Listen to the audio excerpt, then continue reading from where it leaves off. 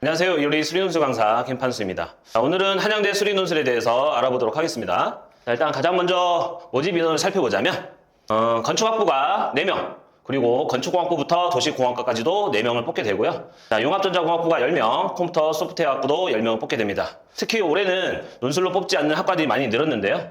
자원환경공학과부터 바이오메디컬 공학, 그리고 생명공학, 유기나노공학, 에너지공학, 그리고 원자력공학, 데이터 사이언스 학부가 뽑지를 않게 됩니다. 산업공학과가 5명, 미래자동차공학과도 5명을 뽑게 되고, 가장 적은 인원을 뽑는 학과가 수학교육과 3명이 되겠고요. 작년에 비해서 작년에 이어서 가장 많이 뽑는 학부가 한양인터칼리지 학부가 35명으로, 작년 수리논술로 148명을 뽑았는데 올해는 5명이 증가한 153명을 뽑게 됩니다. 두 번째로 수능 최저 기준을 살펴보자면, 의예과를 제외한 전체 모집 학과에서 국어, 수학, 영어, 탐구 한 과목, 그리고 총 4개 과목 중에서 3개 영역 등급 합이 7등급 이내게 되겠습니다. 의예과는 탐구가 2과목 평균으로서 측정이 되고 3개 등급 합이 3 이내가 되고, 특히 수능 필수 응시 영역이 생겼는데, 국어, 수학, 영어, 그리고 탐구 2과목, 한국사까지 모두 다 수능을 봐야 하겠습니다.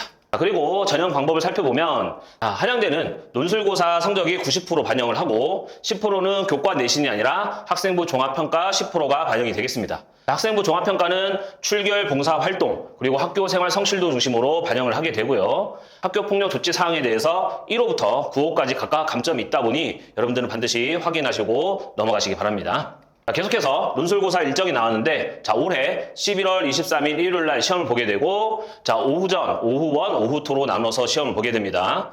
고사장이랑 유의사항은 11월 17일 월요일 이후에 한양대 입학처 홈페이지에서 공지한다고 하고요. 오전은 오전 9시 30분부터 11시까지 시험을 보게 되고, 공과대학에서 건축학부, 건축공학, 건설환경공학과, 도시공학, 그리고 간호학과, 식품영양학과, 한양인터칼리지 학부가 시험을 보게 됩니다. 오후 1은 오후 1시 반부터 3시까지 시험을 보게 되는데, 전기공학과부터 산업공학과까지 시험을 보고, 그 다음에 자연과학대학의 수학, 물리학, 물리화학, 생명과학과가 시험을 보게 됩니다. 그리고 사범대학에서 수학교육과가 시험을 보게 되고요. 마지막으로 오후 2는 오후 5시부터 저녁 6시 반까지 의예과와 공과대학, 융합전자공학계, 그리고 컴퓨터 소프트웨어학부, 그리고 미래자동차공학과, 반도체공학과가 시험을 보게 됩니다. 계속해서 한양대 수리논술에 대해서 살펴보도록 하자면, 일단은 자연계 수리논술에서는 전체 범위, 수학 1, 2, 미적분, 확통, 기하까지 전 범위를 시험 보게 되고, 시험 문항은 전체 2세트로서 각 세트마다 2개 내지 3개 문제가 작은 문제들이 출제됩니다. 상경계열도 특이사항이 있는데, 인문논술 한 세트와 수리논술 한 세트가 있는데, 특히 수리논술에서도 자연계와 같은 범위, 전체 범위를 시험 보게 됩니다. 답안 작성 유의사항이 나왔는데요. 일단은 검정색 펜, 샤프, 볼펜, 연필로 작성을 해야 되고, 그 다음에 문제지 연습지를 모두 다 제출해야 된다고 합니다. 특히 다음 경우는 0점으로 처리한다는 경우가 있는데, 답안지를 검정색 펜으로 작성하지 않는 경우가 있다 하니 꼭 주의하시기 바랍니다. 본격적으로 한양대 수리논술 스타일에 대해서 살펴보도록 하겠습니다. 일단 제시문이 있는 형태의 문제도 있고 제시문이 없는 형태의 문제 혼합형으로 나오게 됩니다. 논제는 논제 간의 연결성이 있는 문제도 있고 각각 독립적으로 해결하는 문제가 출제되는데, 예를 들어서 작년 오전에 나왔던 문제가 바로 요 왼쪽에 있는 문제가 되겠습니다. 왼쪽에서는 제시문 가와 나와 다가 있겠고, 제시문 가에서는 문제 1번을 풀게 되고, 제시문 나에서의 조건은 문제 2번을 풀게 됩니다. 나와 다가 바로 문제 2번에 해당되는 상황이고요. 3번은 1번, 2번을 모두 다 해결하고 종합적으로 평가하는 문제가 되겠습니다. 오른쪽에 있는 문제는 오후 1에서 나왔던 문제인데, 이렇게 1번, 2번, 3번, 1번에서 미적분, 2번에서 확통, 3번에서 다시 미적분을 해결하는 각각 독립적인 문제로 출제되기도 합니다. 작년 수리논술 문제가 어떻게 나왔는지 한번 살펴보도록 하겠습니다. 역시 오전, 오후 1, 오후 2로 나눠서 시험을 봤고요. 오전에서는 수학 1, 2 미적분, 기하를 제외한 모든 과목이 출제되었는데, 수학은 경우의 수, 그리고 수학 1에서는 급수 계산하는 문제, 그리고 일반항 구하는 문제가 출제되었습니다. 그 다음 수학 2에서는 접선의 방정식을 활용해서 삼각형의 넓이를 구하는 문제가 나왔고요. 미적분에서는 오랜만에 등비급수 또는 급수를 정적분으로 변환하는 문제가 출제되었습니다. 정적분의 정의를 공부하도록 하겠습니다. 기하는 출제하지 않았고, 확통에서는 이산확률 변수의 분산을 계산하는 문제가 출제되었습니다. 계속해서 5원에서는 수학에서는 조합을 이용해서 최단거리의 경우의 수를 구하는 문제. 수학 1에서는 자체적으로 나오진 않았고요. 수학 2에서는 다항함수의 정적분으로서 계산하고 순서상 A, B의 개수를 구하는 문제가 출제되었고요. 자, 미적분에서는 치환적분법을 계산하는 문제. 그리고 접선의 방정식을 이용해서 삼각형의 넓이와 그와 관련되어 있는 극한값 계산이 문제가 나왔습니다. 자, 기하 문제가 5원에서는 출제되었는데, 자, 기하에서는 포물선의 정의, 그리고 포물선의 접선의 방정식, 그리고 성분의 내적 계산 문제가 출제되었습니다. 자, 정사형도 출제되는데, 정사형을 이용해서 코사인 세타를 구하는 문제가 출제되었고, 확통은 출제하지 않았습니다. 자, 오후에 봤던 오후2에서는 자, 수학 문제에서는 삼각형의 넓이의 최소값을 구하는 문제가 2차 함수꼴로 주어져 있고, 자, 수학 1에서는 코사인 법칙을 이용해서 변의 길이를 구하는 문제가 출제되었고요. 자, 수학 2에서는 정적분을 활용한 넓이 구하는 문제. 계속해서 미적분에서는 여러 개의 부분적분법 계산 문제가 출제되었습니다. 자, 등비급수 계산 문제도 출제되었고요. 자, 기하와 확통은 오후2에서는 출제하지 않았다는 것을 볼 수 있습니다.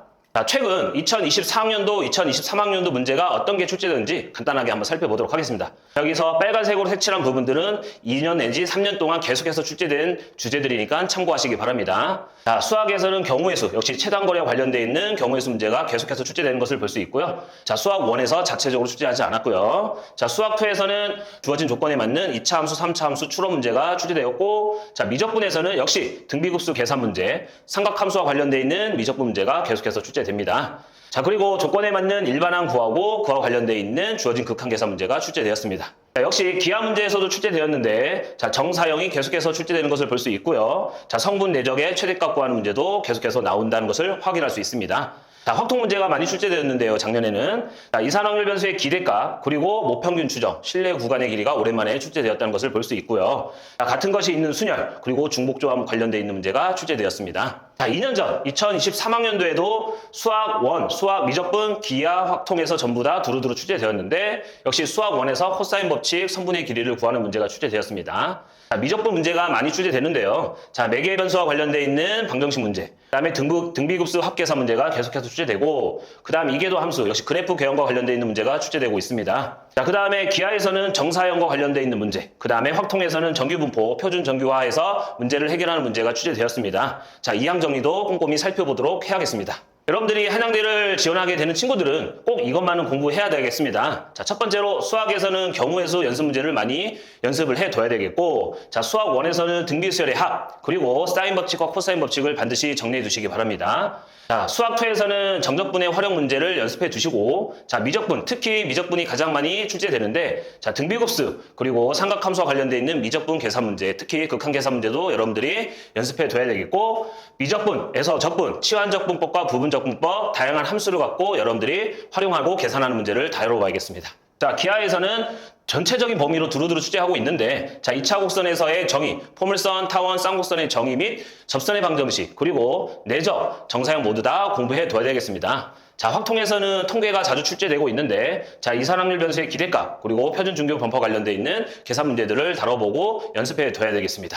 자, 이렇게 해서 여기까지 한양대 수리논술에 대해서 어떻게 출제된지 한번 살펴봤고요. 작년에 입시 결과를 살펴보도록 하면, 자, 일단은 오전, 오후원, 오후2로 나누어서 입시 결과를 살펴보겠습니다. 자, 논술 평균 점수가 오전에서 가장 높은 학과가 바로 건설환경공학과로 91.25 점수가 나왔고, 가장 낮은 점수가 간호학과로서 60.75 점수가 나왔습니다. 자, 반대로 경쟁률은 제일 높은 과가 바로 오전에서는 건축학부가 되겠고요. 자, 가장 낮은 학과는 간호학과가 되겠습니다. 자, 오후1으로 넘어와서 가장 높은 점수는 역시 수학과가 76.57, 오전보다 오후1이 난이도가 높다는 것을 확인할 수 있습니다. 그리고 오후 1에서 가장 낮은 점수는 생명과학과가 62.9 점수가 되겠습니다. 그리고 가장 난이도가 높았던, 그리고 경쟁률이 심했던 부분이 오후 2인데, 융합전자공학부가 가장 낮은 점수 87.53 점수를 받았고, 그 다음에 가장 높은 학과는 반도체공학과가 93.25 점수를 받았습니다.